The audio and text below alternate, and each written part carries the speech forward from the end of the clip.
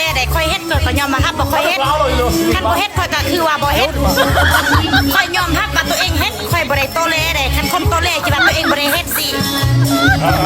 เจ้าหั่นโตเล่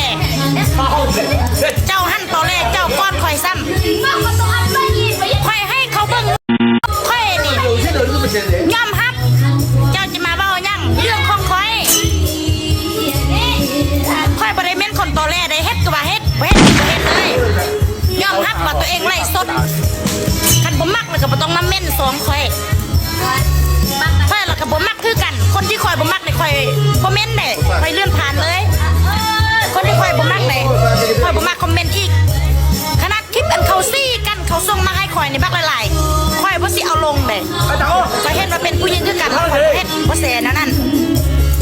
เจ้าอยากเบิ่งว่าถ้าหาค่อยแม่ค่อยสิส่งให้เจ้าเบิ่งคันเจ้าบ่เคยเห็นนมก็คือกัน